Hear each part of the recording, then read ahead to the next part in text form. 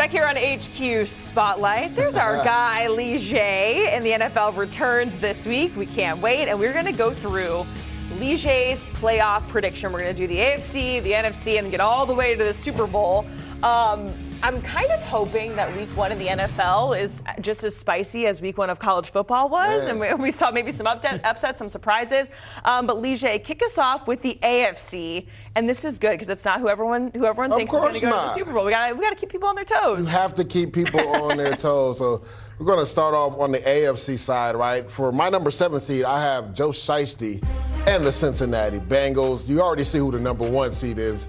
My New York Football Jets. Oh, so in the wild card, I have them facing off against the Kansas City Chiefs. This is a rematch of the 2022 AFC Championship game. Then going down, I have the Dolphins versus the Cleveland Browns. Then I have the Ravens versus the Texans. So getting to the divisional round, I have the Baltimore Ravens beating the Texans, which was a rematch of the divisional last year. And I also have the Cleveland Browns beating the Miami Dolphins. DK, you know this. Dolphins can't play in the cold weather. It's going to be cold in Cleveland. They're not going to be able to do it. So these are my 4 teams in the divisional matchup. Got the Ravens, Jets, Browns, and Chiefs. All right. Something that stood out to me, no Bills, Danny Cannell, and Jets certainly is top overall seed. Yeah, I mean, no surprise there. We got Mr. Jet over here. I didn't have the Jets making the playoffs. Disrespect. All right, so there's 2 things. One, obviously the injury concern with Aaron Rodgers. If he goes down, the season's shot, just like it has been the last couple of years. The Hassan Reddick situation kind of concerns me. Do they get off to a slow start, if they even get that resolved at all? And then just, I don't know, what would be more Jets than to fall below expectations every single time they come out there? So you mentioned the Dolphins not being able to win the cold. I do have them winning the division, though, and getting a home playoff game and be able to end that drought. I don't have them going much farther than that, though. I have the Ravens as the top seed, advancing and this time beating the Chiefs and getting to the Super Bowl. Wow. So I got the Ravens over the Chiefs in a rematch of last year's AFC Championship game. And this time they actually run the football. Where'd you have the Dolphins slotted? Like, was it 2 seed, I had them 3 seed? I had them as a 2 seed. I had the Ravens as the 1 seed again, and I had the Dolphins as a 2 seed. We were down there, and the confidence levels there, but also the schedule. I think the strong start. It starts off good. That Bills in week 2, I think, is a huge game. I think they get that. I think they could start off 7 or 8-0, and even potentially take that confidence into the back end of the season. And they talked. Tyreek Hill said, "We got to win games in November." That's the question mark. Exactly. Right? He said, and when we talked to Tyreek Hill, he said we have to be good in November and December, which they haven't been, especially against playoff caliber teams.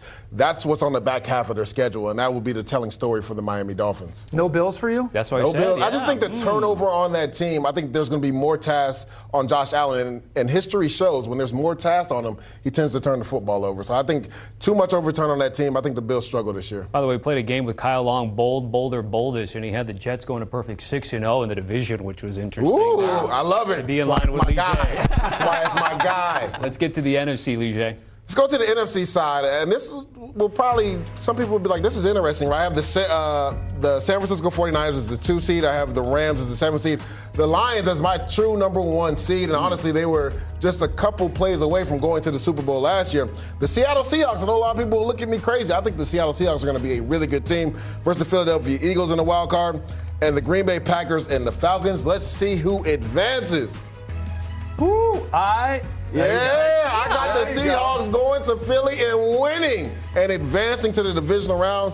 Green Bay Packers beat the Falcons, and they play in the divisional round versus San Francisco 49ers, who they played last year, and if not for a couple plays here and there, most likely beat the San Francisco 49ers and go to the Super Bowl. So, DK, what do you think about the NFC side? I was just looking. I was waiting to see where the Cowboys were there, because there was a team last year that went 12-5. Why? Why do you have them out? Same reason I don't have the Bills on the list, right? The overturn on the offensive line. Now, again, the Cowboys do a really good job of coaching and developing offensive linemen. I think this is a tall task to have 2 rookies on your starting offensive line and still play at a high level. Also, CeeDee Lamb did get in, but he got in late. Wonder if they start off a little bit slow. And then there's question marks on that defense, right? You lose your defensive coordinator. Dan Quinn becomes a head coach. So how does that affect this team? And they lost some good players on that defensive line as well. So Trayvon Diggs coming back from a major injury. let's not forget, DeRon Bland won't be there in the beginning of the year, so that can be a concern for this Cowboys team. I think they struggle this year. I had the Eagles. I had two favorites. The Jets are the favorites to win the division. I had them missing the playoffs, and I had the Eagles, the favorite to win the NFC East, missing the playoffs altogether.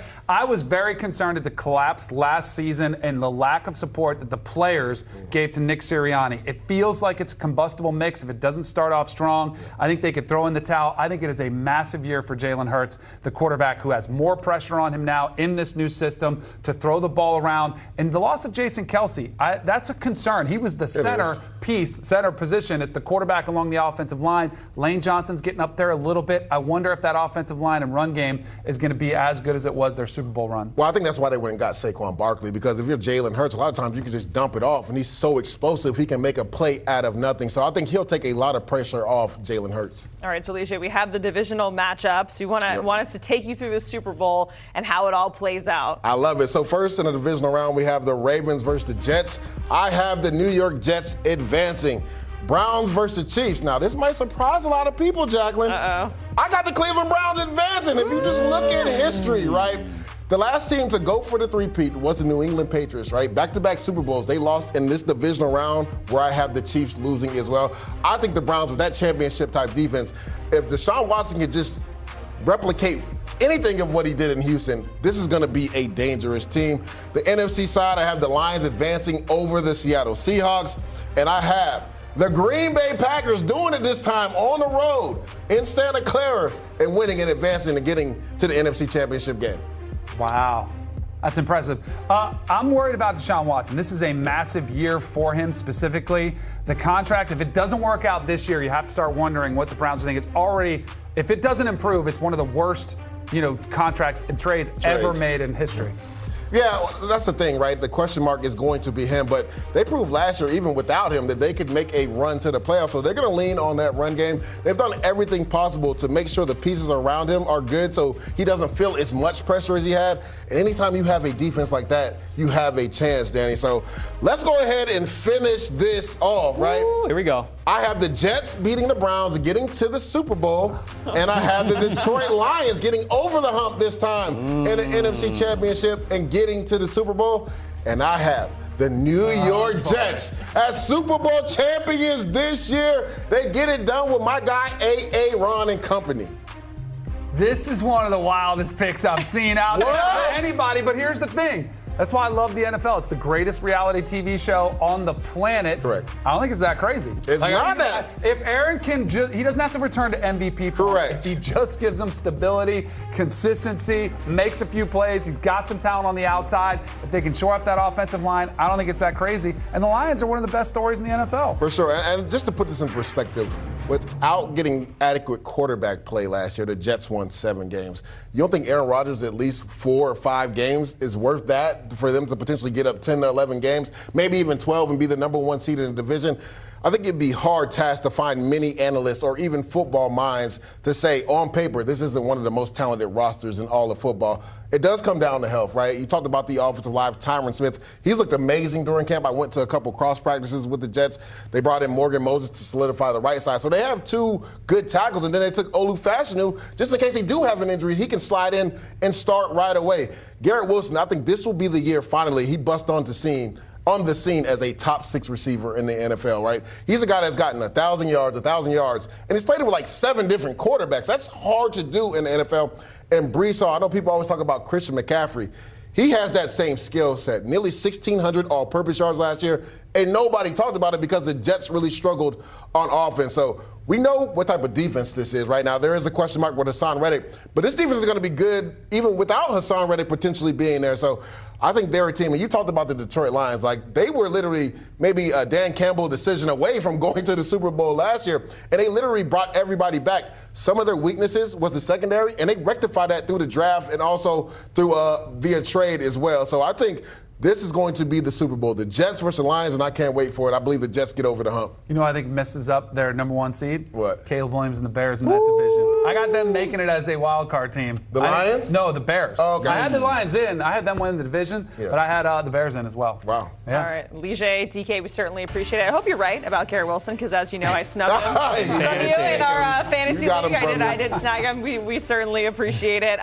Lige with the Jets winning the Super Bowl. We got to hit a break. More Spotlight coming up. Mike McClure and picks coming up on the other side.